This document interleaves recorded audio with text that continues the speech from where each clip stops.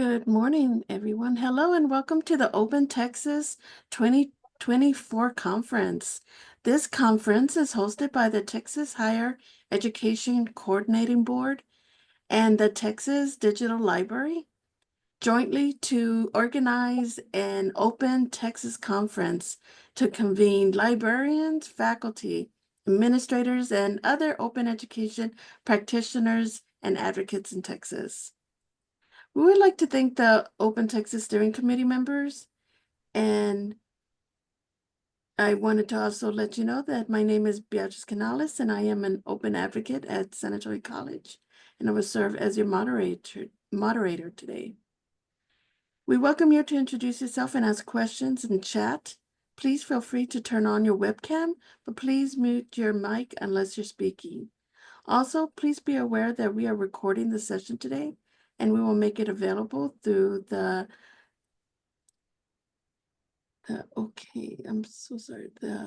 higher education YouTube channel. And I will place the link in the chat, and I will also place the link in the code of conduct. I will also place the code of conduct link in the chat for your information. This session is titled the Teaching and Learning Improvisation in a Second Language. Thank you all for joining us today. I will now turn it over to our session presenter. Let me just share my screen. I hope you'll hear me okay and see me okay. And I'm gonna try to share my screen. Everyone sees the slide? Yes. Okay, thank you. So, good morning and welcome to this presentation. I'm really happy you came. It's about teaching and learning improvisation in a second language. My name is Viola Green. I'm with the Department of Modern and Classical Languages at the University of Houston.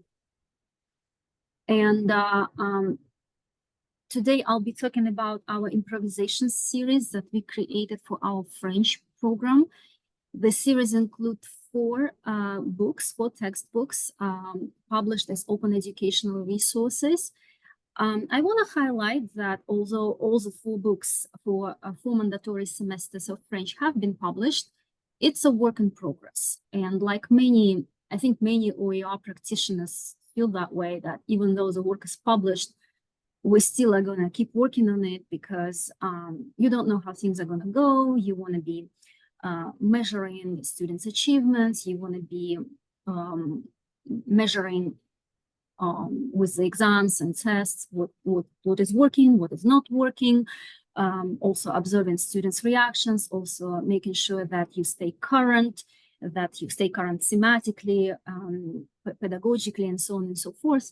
And so we still feel like it's a work in progress. The publication is very recent, and I want to highlight that it's not completely finished by any means, and I don't know when it will be finished. I think we'll keep working on it as we go and adjusting it, and that's kind of the beauty of an open educational resource, that it's so easy to modify and to change things. I give you here on this slide the link that you could use to check out our resource, and I also think that can you see the website, the actual website? So the actual website looks like that. So we have Improvisation 1 for the first semester of French, 2 for the second semester of French, 3 for the third, as it's already intermediate level, and Improvisation 4 for the fourth semester of French. So that's pretty much how it looks if you click on this link. Before I begin, I want to say a big thank you to my co-authors, Celine Wilson, Raymond Halfuji, and Julie-Françoise Tolliver. Without them, I would not be able to do it alone, and they were really a great team and great colleagues. The improvisation series was published on LibreText platform, and I am really happy that we chose this platform. It's it's a really solid quality platform that we like using. And I know that the founder of LibreText was talking earlier during this conference.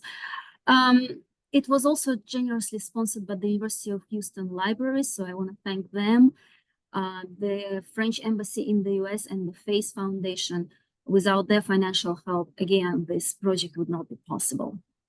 I also want to highlight that Français Interactif, which is an OER created by the University of Texas at Austin, where I got my PhD, served as a reference for us. So not all of the pages are created by us. Some of the pages have been adopted from their work, and we do acknowledge that when we borrow their material, we do cite them.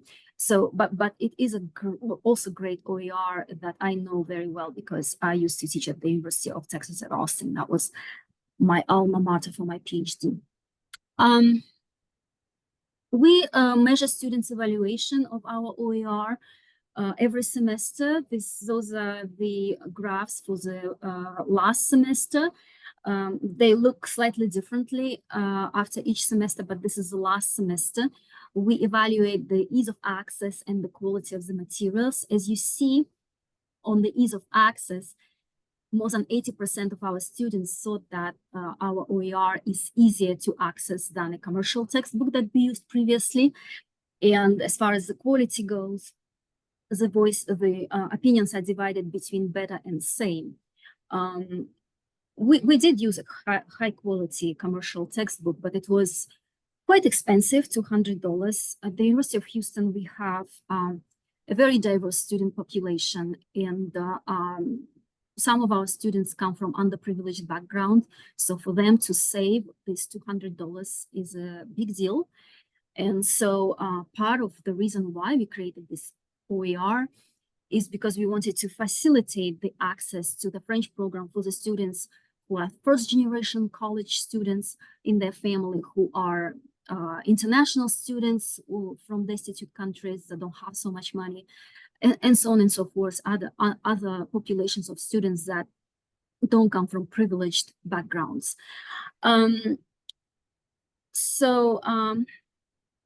Again, this is our first page.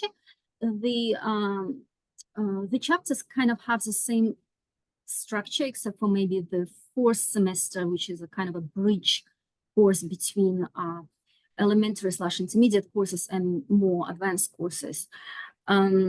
But if you click on one of those links and if you see the actual units, you'll see that the structure of the unit roughly looks like this. We have objectives or intro dialogues, and let me see if I can show right here. So for example, this unit starts with, this is Improvisation 3. It starts with communicative and intercultural objectives that are listed for the students so that they know what they should be able to do at the end of the course. And so they're greeted by our mascots, our UH mascots, and there's tiny little dialogues that they read with their classmates that kind of introduces the topic. So that's kind of the introductory page. We also have the vocabulary and grammar presentation and practice pages with multiple activities. We have phonetic section. We have cultural section with cultural videos. We have songs with listening activities, and we have a project which is a task, which is like real life tasks that allows them to use their vocabulary and grammar that they learned in the chapter and apply it in a real life task. We think that in commercial textbook, you also find those kind of activities, those kind of sections in the chapter. However, project is not always present from my experience, and sometimes they're also not very good projects. Songs are also not always present, and if they are, sometimes they're kind of outdated. Also, we also do include classic songs and modern songs, but we like to review our songs to make sure that we keep track of modern pop culture, and because our students like that.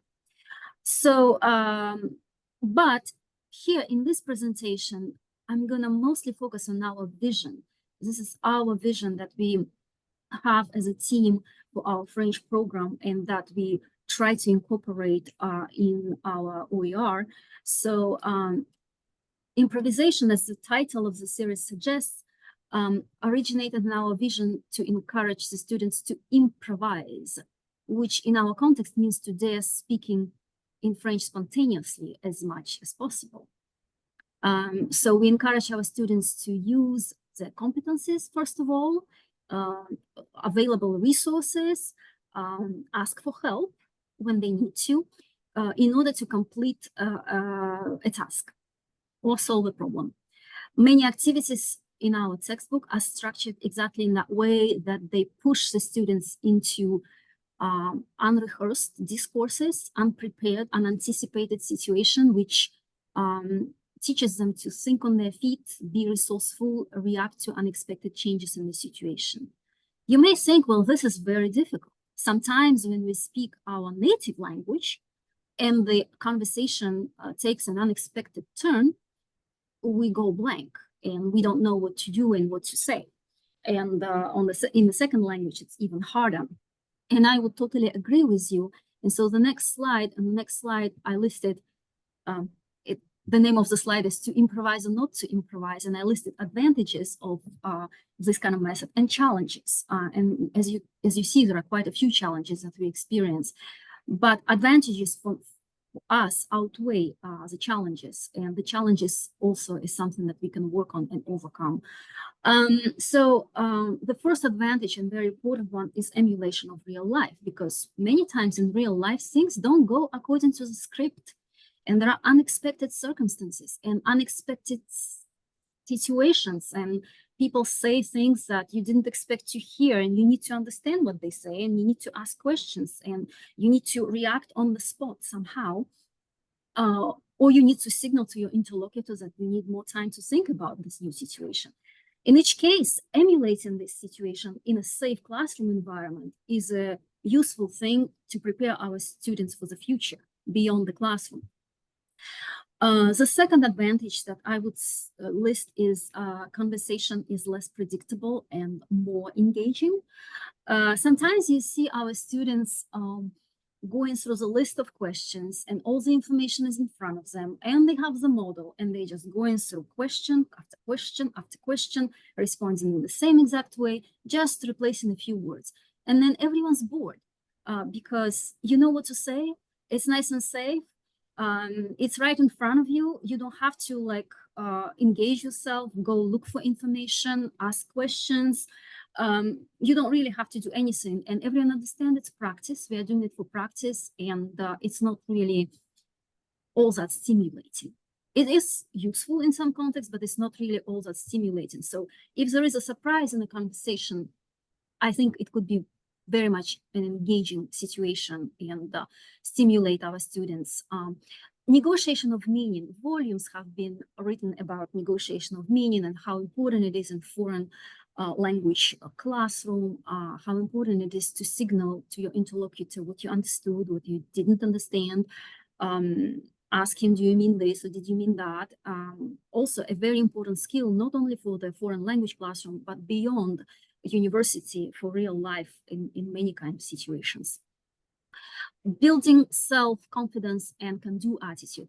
Really, if you can resolve your problems and find a way out of a difficult situation in a second language, imagine what you can do in your first language. It really boosts your confidence once you learn how to do that. So and also it builds better self-awareness and resourcefulness. Students become more resourceful. They also know better where they're weak, what vocabulary they need to review, and so on and so forth.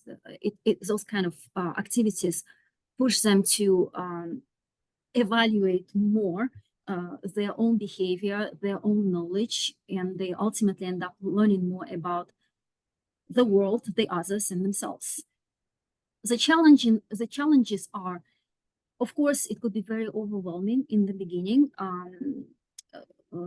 Again, Also, the students don't always have the habit of doing that, especially if they come from a different method, a different classroom, a different teacher, where they were not doing those kind of activities that required them to think on their feet. And so it requires you to adjust your attitude if you have a negative attitude in the beginning. It requires you to build your confidence. It requires you maybe to ask for help. And I would think that it's very important to communicate that to the students, that help is always available. Also, this generation relies too much probably on on electronics and artificial intelligence. Again, as teachers, I think we cannot stop the progress, nor should we. Those things are with us to stay. And we should understand that, acknowledge that. But also, I think there are parts of the class where electronics and AI should be allowed, and the students should be allowed to use it for learning something. But there are also parts of the class where I would say to my students, hide everything, close your laptops, turn off your phones. We're just going to do something, and you're going to rely only on your memory, your knowledge, resources that are available on sheets of paper, in your notebook, and your classmates, and try to do it without any help. And sometimes we also have various levels in the classroom. Sometimes students are really strong, but then other students are really weak. And how do you also bridge this gap with this kind of activities? How do you not alienate students who are weak and are not ready for that? So that's another challenge. And so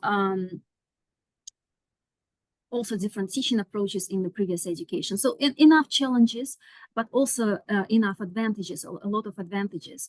And I think that those challenges could be addressed and could be resolved. And those are some of my strategies to do that.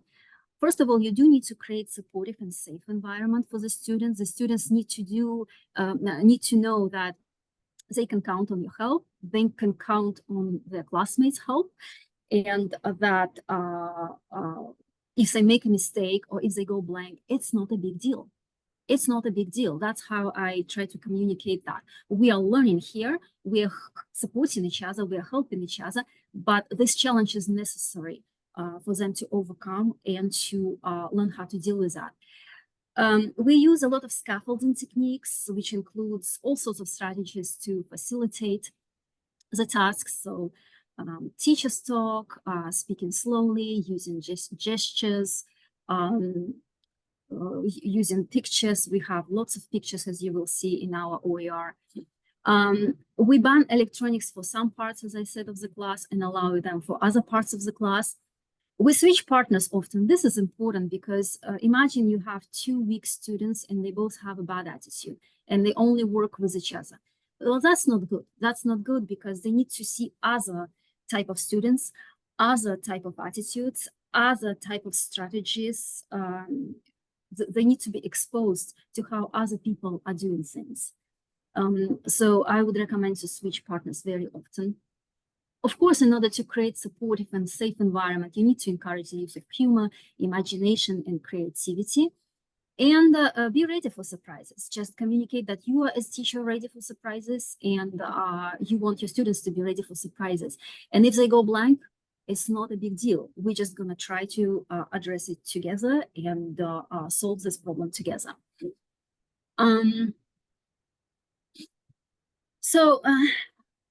Now, in the second part of my presentation, I'm going to be focusing more on the actual exercising, and be showing you the actual pages from our textbook with the activities that we have, and discussing how those activities work for us.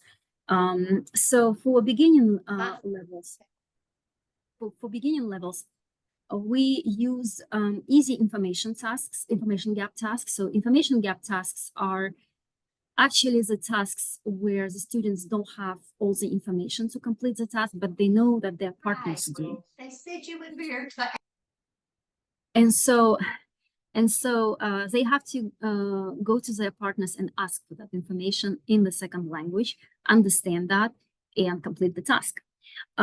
It's not necessarily all that much thinking on their feet, but although it is a little bit. But what those kind of activities do is we are making sure that the students are learning that the information is not always known. It's not always in front of them. And sometimes they have to go and ask for it and go and look for it.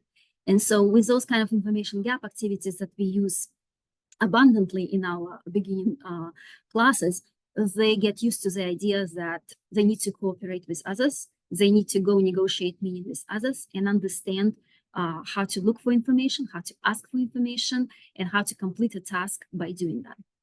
So we have different types of pictures. We have find differences between two pictures. We have storyboards where one student has the beginning of the storyboard and the other student has the end of the storyboard, and they cannot show those pictures to each other. They have to tell what happened in the beginning. They have to tell what happened at the end without showing their pictures to each other. And like that, we can start the story. We have reconstruction of a picture, which I'll show later. Guessing games, for example, guess what or who is on my picture by asking questions. We have speed dating, so to say, conversations, and role plays. So this is what we use in the beginning levels. At the intermediate levels, we have somewhat more difficult activities where students really have to think on their feet, where there are surprises, unexpected turns of conversations. And so all of those activities are built like that. So dialogues with a surprise, I'll show you what I mean by this. Surveys, when students survey each other and write a report. Instant expert activities that are followed by a presentation. They create a story from words as a class. They reconstruct a story by looking at the picture and either report back verbally or write a composition. And then, of course, we also have discussion of authentic text and debates. This is more like at the end of our program, lower division program in the fourth semester. So I want to show you a few pictures that we created. Like, for example, this is Find the Differences.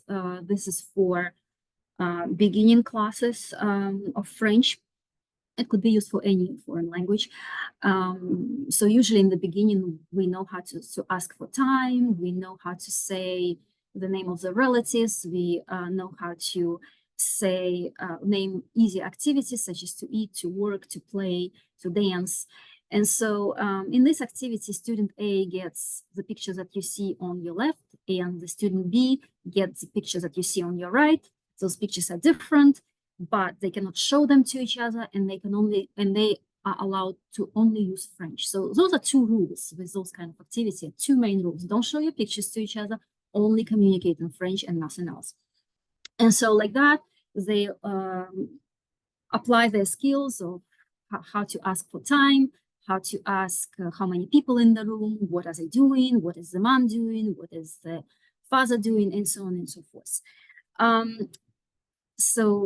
Here is another activity like that. So one student has the names of certain people in the room and in the bedroom and in the bathroom, and the other student has the names of other people in the room, and so they have to figure out how what are the names of all the people.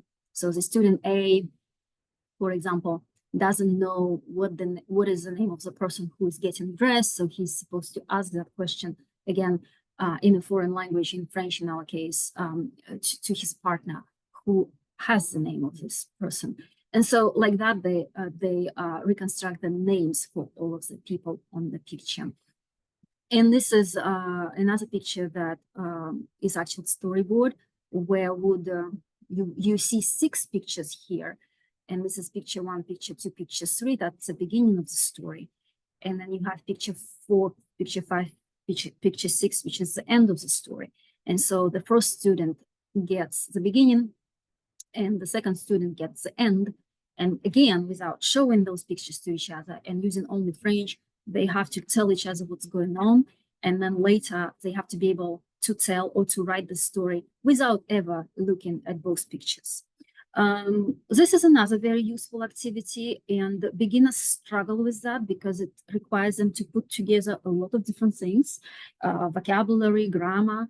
But we start with very easy sentences. We start with extremely easy sentences with a lot of modeling, and with practice, with enough activities like that, they do learn.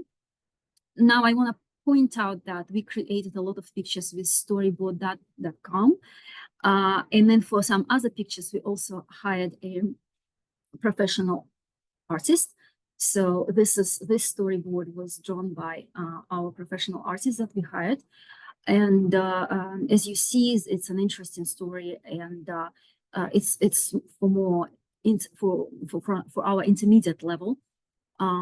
Again, you could use the same activity with student A and student B, but what I do for this kind of activity, not only do they have to tell the story, but they also have to continue it and say what will happen to those people in the future.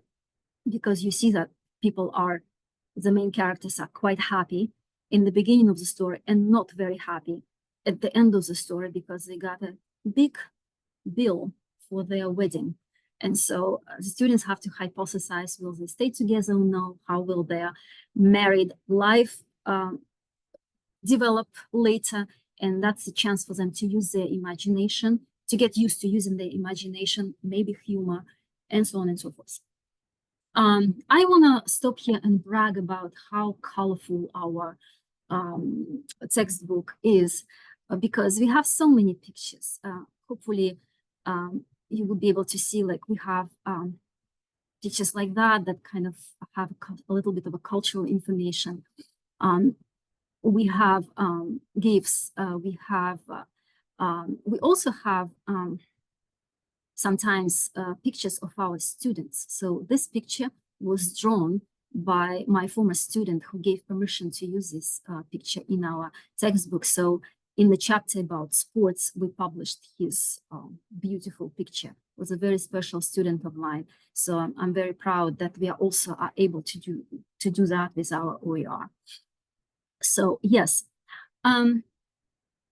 Now, reconstruction of the picture is an activity where student A, as you see, has his eyes open and he looks at the picture and on the board. And student B he doesn't necessarily have his eyes closed, but he turns his back to the board, so he cannot see what's going on the board. And so student A has to communicate to student B without using any gestures and using only the target language, what's going on the board. And the student B has to reconstruct this picture. This is actually an activity where I allow the use of devices. Let me show you. So this is, for example, and maybe I could also go to, So this is how it looks on our website. And those pieces of furniture, you can drag them. So what happens is the teacher drags the pieces of furniture and she puts like the chair right here and the carpet in the middle, and she puts the flower next to the chair, for example, and so on and so forth. So the student that has eyes on it tells the student that has his back to the picture what the teacher is doing. The student who has his back turned has his laptop in front of him on the same page, and he's dragging the same object and putting them in the same places as the teacher. Hopefully by the end of the activity, they have the same exact furniture in the same exact places as the teacher, and then they switch and do this different room. So I hope it makes sense. So that's a reconstruction of a picture. Then we also have a reconstruction of a story. So for example, I showed to the students those kind of characters, and I tell them that they are all part of the story, and the story is about relatives mostly. So they have to guess. They have to ask me questions about them and to kind of elicit the information about who they are to each other. So they start with Gerard, for example. They ask, is Gerard the father of Catherine? And I say yes or no. And then they ask, is Gerard the boss of Catherine? And I say yes or no. And so gradually like that, it usually takes about 10 minutes. They reconstruct the story and they learn, based on my story, that Gerard is actually the husband of Catherine and that Mathieu is actually the boyfriend of Catherine. So Catherine has a husband and a boyfriend. And Alice is the wife of Mathieu, and Pierre is the lawyer of Alice. So by asking the questions and eliciting information from the teachers, they kind of reconstruct the story and then they write it, adding their own details. Alternatively, you could ask them to write their own stories about these characters so that the emotions that are on the picture actually fit the story. So that's reconstruction of a story. Then we also have guessing games, who is on my picture, like you give your student pictures of celebrities and they don't see who they have on their picture, but other. So for example, you could put it on their back with a little piece of tape if they're not opposed to that. And so they go and show their picture that they cannot see to others and ask them for one piece of information. So they ask, for example, is it a man or a woman? To one student, then they switch partner and ask, is she blonde or brown or brunette? And so on and so forth. And then once they collected enough of information to make a hypothesis, to guess who that is, they can go to the board and ask and write the name of the celebrity on the board based on the information that they collected. And then finally, for our beginners classes, we also use, so to say, speed dating activities where they discuss multiple questions with multiple partners, frequently switching the partners, and each partner has different types of questions. I would encourage also the teachers to consider giving the students some kind of charts to fill out.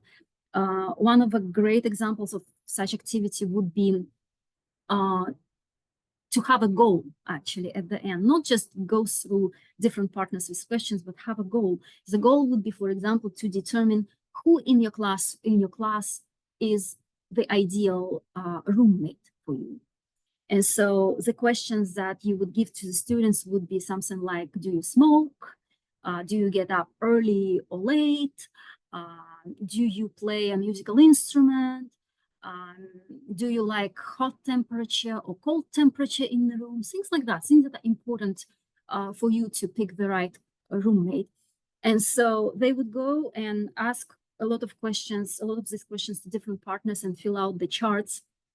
And then later, as a report back to the class, they would say who they think their ideal roommate is. And sometimes it's interesting because they pick each other and sometimes they pick somebody else. So, and role plays are also is a fun way of engaging beginning students. So this is kind of beginning activity that we have. They require students to, most importantly, to look for information that they don't know and to ask a lot of questions and to negotiate meaning. If you do a lot of this activity at the beginning level, no matter how hard it is in the beginning, and give the students the right support, the right scaffolding, when they get to the intermediate levels, they are ready for more serious challenges. And so at the intermediate level, for example, we use dialogue with a surprise. This is one of my favorite activity, and that's a real neat activity where students have to resolve a situation that they didn't anticipate when they started the dialogue. So for example, student A plays a person who is looking for a job as a travel agent. He's supposed to tell student B about his training and previous experience. He has all the right qualifications for the job. Now, student B plays the hiring manager at this travel firm.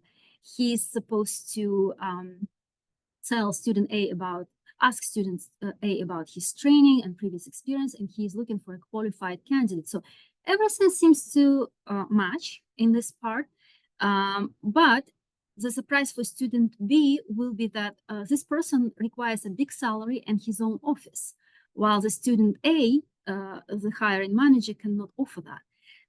Because all of the agents in their agency share offices with 3 other agents, and their initial salary is actually close to a minimum wage for the first year.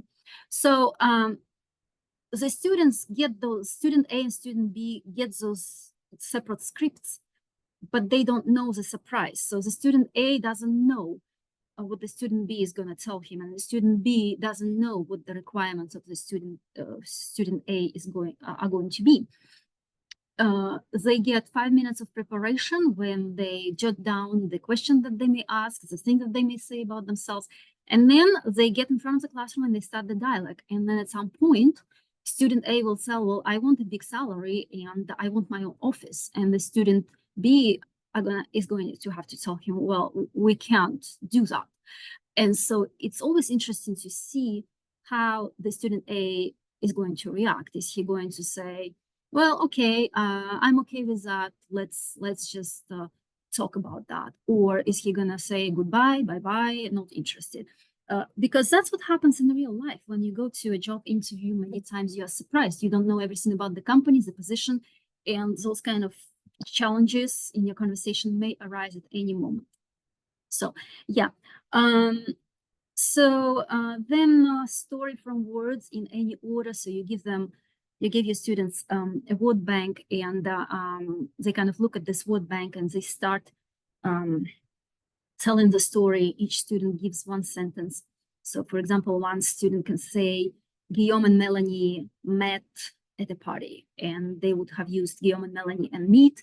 And so the second student would have to say something else. So he would say, well, they had a wonderful first date, and so on and so forth. So students have to listen to what others are saying, track the story, understand the story, and add to the story. It could be if you did work during the previous semesters on developing the sense of humor, imagination, creativity, encouraging all of those things, then with the right class and with the right dynamics in the class, this could be a very fun activity.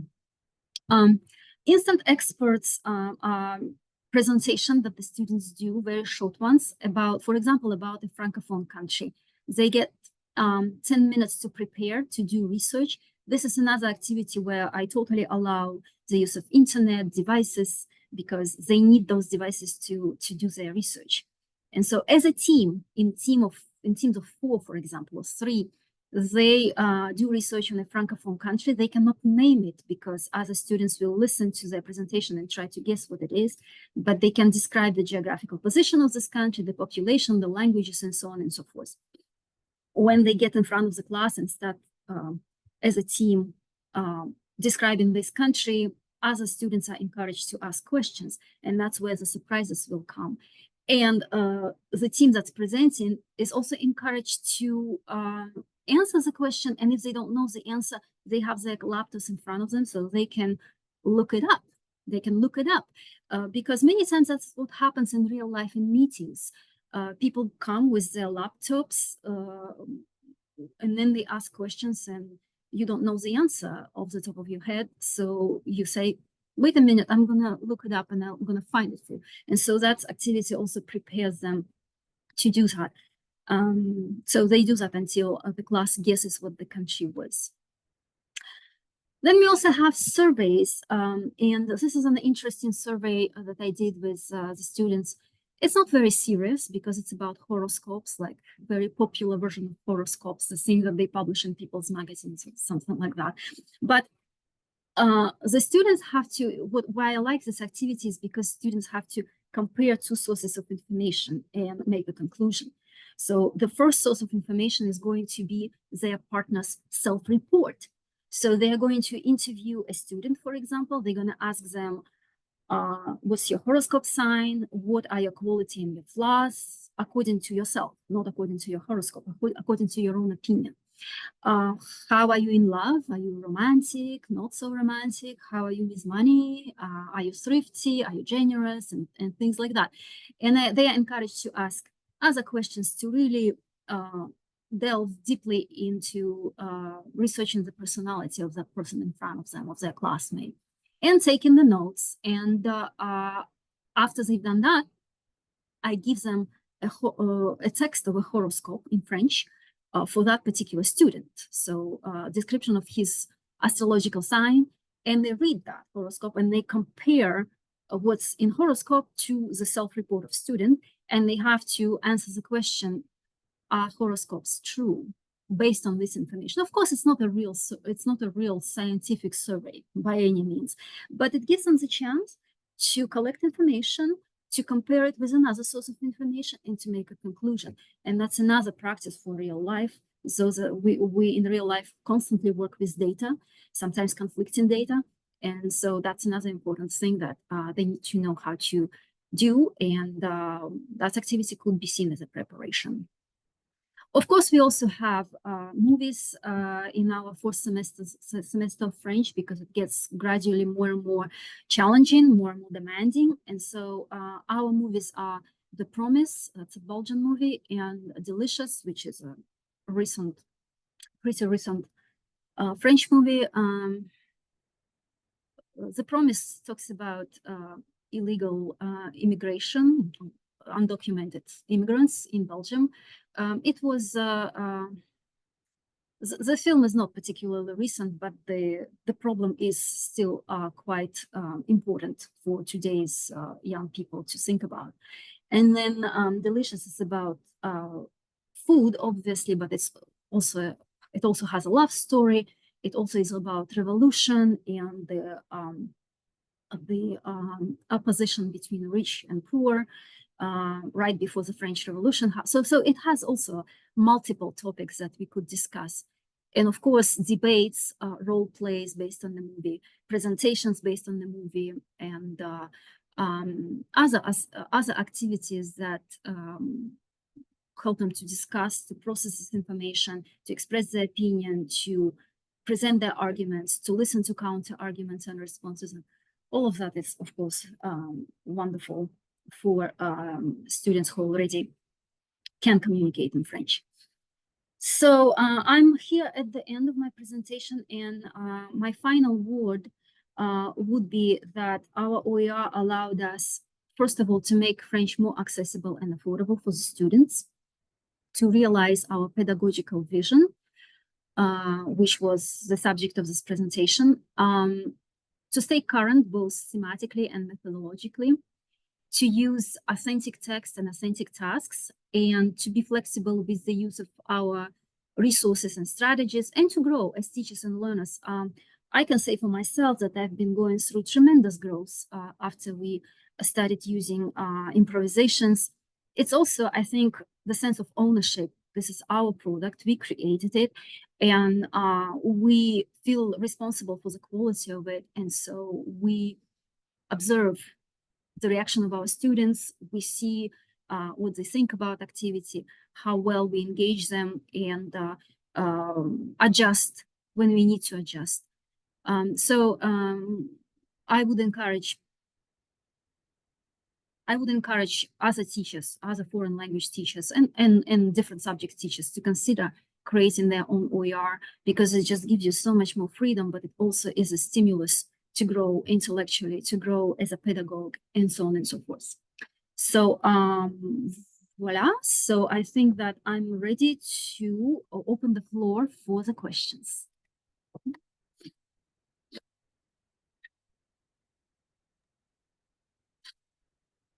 Your presentation was so amazing, Viola. Viola, if I had a French teacher like you, I would have learned French a lot faster and better. I Oh, do thank you. think that your student interactions in that second language um, are keys to active learning. And I think that has really become part of the allure of having open pedagogy, open curriculum, is that we are able to conform to the audience that we have, and that you can adjust quickly to what is successful and what's not successful, lessons learned. Right. And I just had a question on that, is that do you find yourself seeing maybe what's the next level for you? What do you find is in the future for you? Yes. So it's a great question, and I'm happy to you mentioned the active learning. I feel like the level of engagement how active our students are has grown a lot since we started using our OER. And also, I see more students coming to our French club events, more students asking about French movies that they can watch. Also, a lot of students asking about our study abroad program. So I think it does encourage this active learning that you mentioned. So we are still working on our testing system. We do have a few tests, but they are not particularly lined up with our pedagogy. So that's the next step. The next step is to develop a very solid test system of assessment, so that we really make sure that we test what we teach, and that on our oral exam we also can recreate this kind of thinking on your feet, being able to address unexpected challenges and situations. So we are thinking about that. We are thinking about how to test better what we teach. I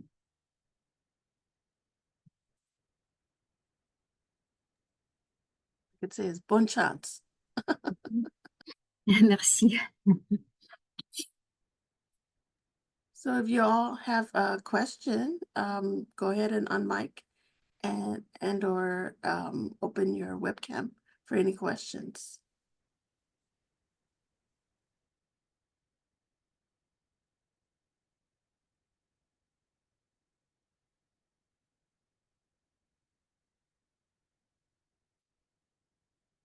I also, while we are thinking about your question, I also wanted to point out something that I neglected to say during the presentation, is that you see how we have all these images, and some of the images are published right there on our in our book, on the pages of our textbook. But there are some images that we don't show to students simply because they are surprises. We want this to keep the surprise. So the students, when they come to this website, that's what they see. But the teachers who are signed in as a teacher on this website, they can scroll down and they see those attachments. And those attachments actually have those secret activities with a surprise. So if you are a teacher and you want to adopt some of our activity, please, by all means, create an account on LibreText, and then you'll have, when you sign in as a teacher, you'll have access to the secret activities. Mm-hmm.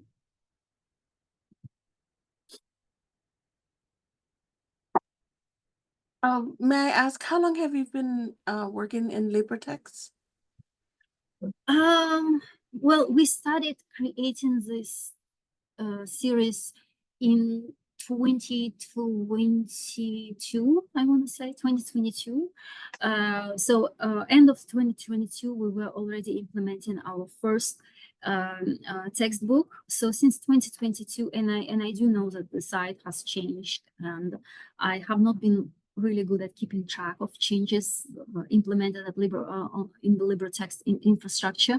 But again, this is also something for the future, to sort of keep track and to kind of learn how to take better advantage of all the features of the website, of the platform. Yeah.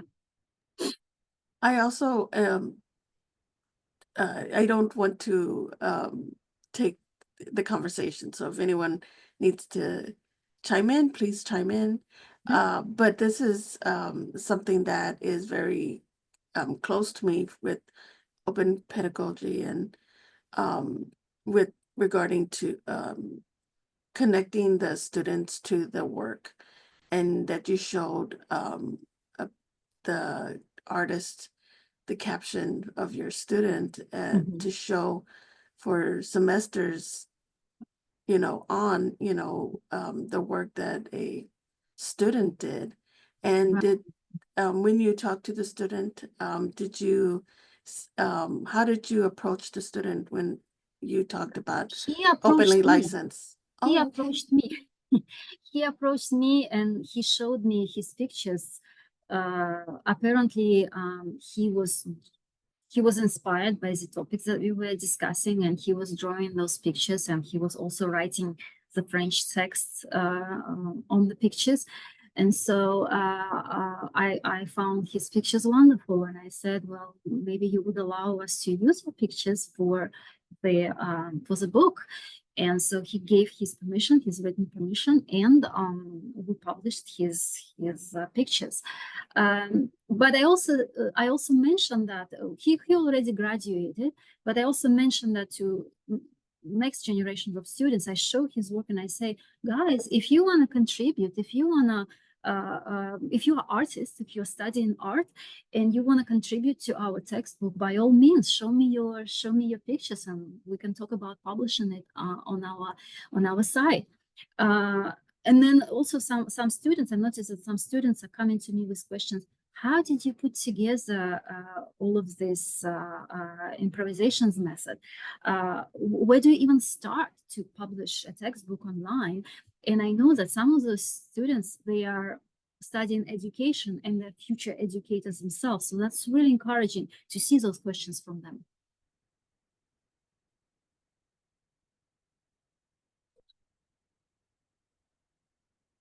And of course, Morgan said Julia's her colleague at the University of Oklahoma.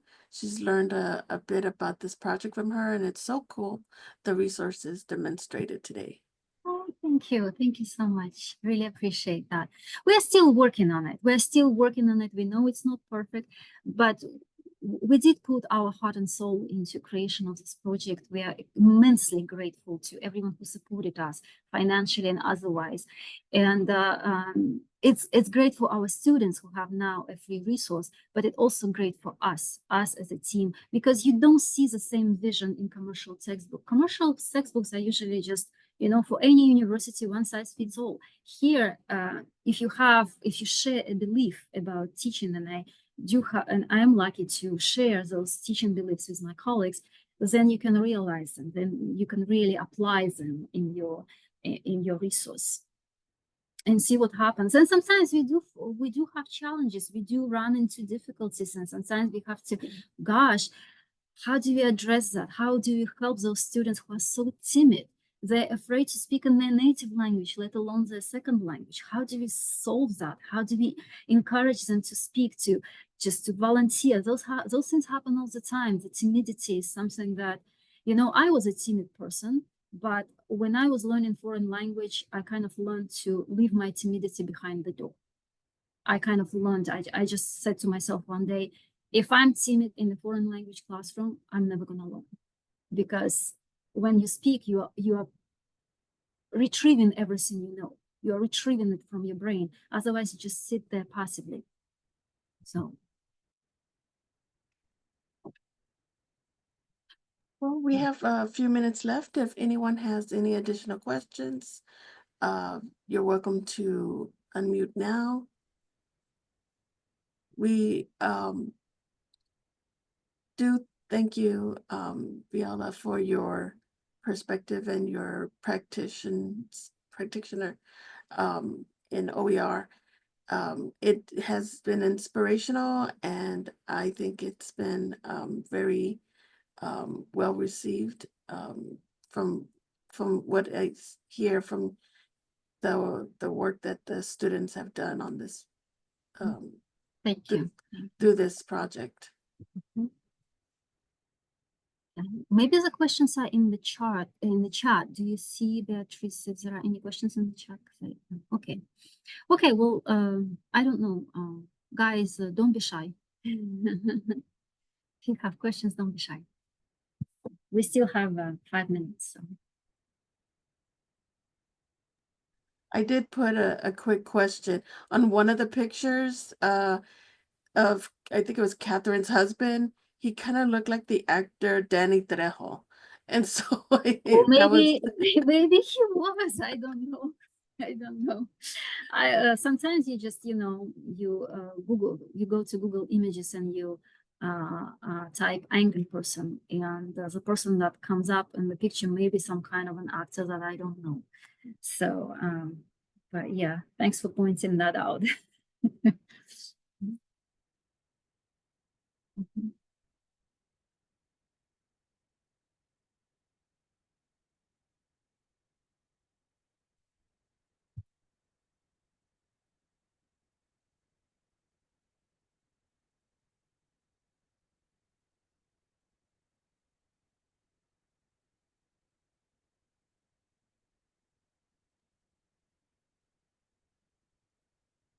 5 till the hour.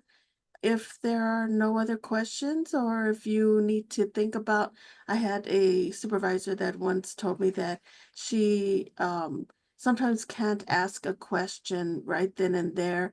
She needs to think about it and ruminate a bit. And then if that's you, and we do have a discussion board, Keep and OER Talking, Texas and beyond, if you want to continue this kind of conversation. And again, if you do not have any other questions, I will stop the recording. Thank you so much for being here, for your comments, for your compliments. I see them now in the chat, and really makes me feel good, and really appreciate everyone's encouragement and the warm words that you had for me. Thank you so much.